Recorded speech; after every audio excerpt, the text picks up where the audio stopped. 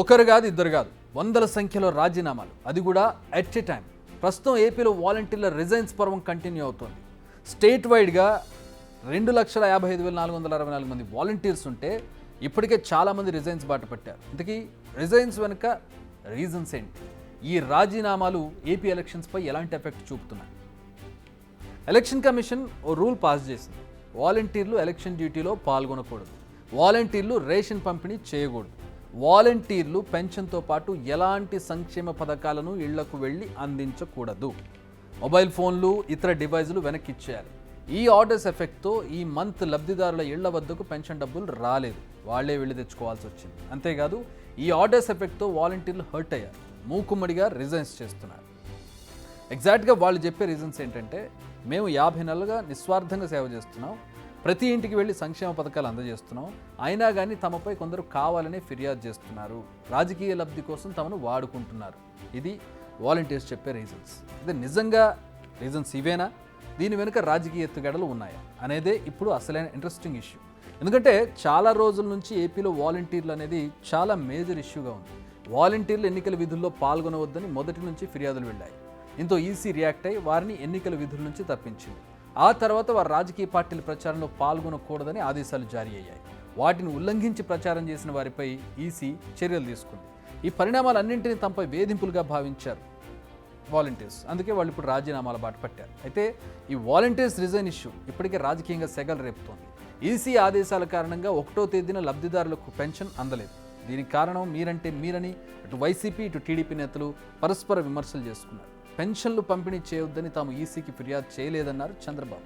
ఇప్పటికే వాలంటీర్లకు బంపర్ ఆఫర్లు ప్రకటించారు ఆయన. వారికి గౌరవ వేతనంతో పాటు 30 నుంచి 50 వేల వరకు సంపాదించేలా ఏర్పాట్లు చేస్తామన్నారు. అంతేకాదు ఆ తర్వాత వారి ఉద్యోగాలను పర్మనెంట్ చేస్తామన్నారు. అట్ ది సేమ్ టైం అధికార పక్షానికి మద్దతు ఇచ్చే వాలంటీర్లకు వార్నింగ్ కూడా ఇచ్చారు. అలాంటి వారిపై తమ ప్రభుత్వం అధికారంలోకి రాగానే చర్యలు తీసుకుంటామన్నారు. అయితే వైసీపీ వర్షన్ మరోలా ఉంది.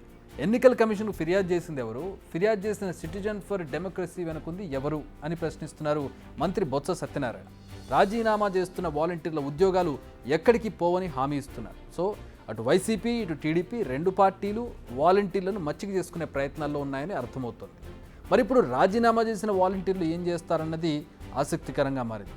చాలామంది వైసీపీ మద్దతుదారులనే వాలంటీర్లుగా నియమించారన్న ఆరోపణలు ఎప్పటి నుంచో ఉన్నాయి, అది మనందరికీ తెలుసు.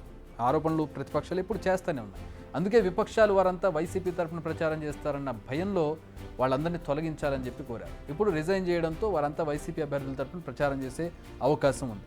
అలా చేసినా ఈసీ చర్యలు తీసుకునే అవకాశం లేదు. కానీ ఊరిలో వాళ్లకు వాలంటీర్లుగా ఉన్న గుర్తింపు మాత్రం అంత త్వరగా పోదు. సంక్షేమ పథకాల లబ్ధిదారులను వాళ్ళు ప్రభావితం చేసే అవకాశం ఉంది. ఇప్పుడు వైసీపీ నేతల హామీతో ఉద్యోగం కోసమైనా వాళ్ళు ఆ పార్టీ తరఫున ప్రచారం చేసే అవకాశం ఉంది. అయితే ప్రభుత్వం మారితే మాత్రం వారికి చిక్కులు తప్పవని చెప్పాలి. మొత్తంగా ఈ వాలంటీర్ల అంశం అనేది ఏపీలో ఒక కీలక ఎలక్షన్ అంశంగా మారిపోయినటువంటి పరిస్థితి. ఎందుకంటే గతంలో ఎప్పుడు కూడా ఇట్లాంటి ఒక వ్యవస్థను చూడలేదు. First of it's kind Jaganmohan Reddy తీసుకొచ్చారు, దాన్ని ప్రజల్లోకి తీసుకెళ్ళినటువంటి పరిస్థితి.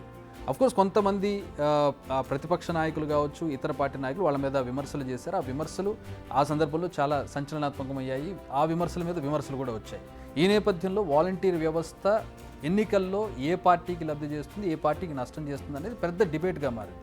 ఈ నేపథ్యంలో ప్రస్తుతం వాళ్ళందరినీ కూడా పక్కన పెట్టిన పరిస్థితుల్లో వాలంటీర్ వ్యవస్థ లేకపోయినా లబ్ధా లేదంటే నష్టమా, ఇది ఎలక్షన్స్ తర్వాత తేలే అవకాశం.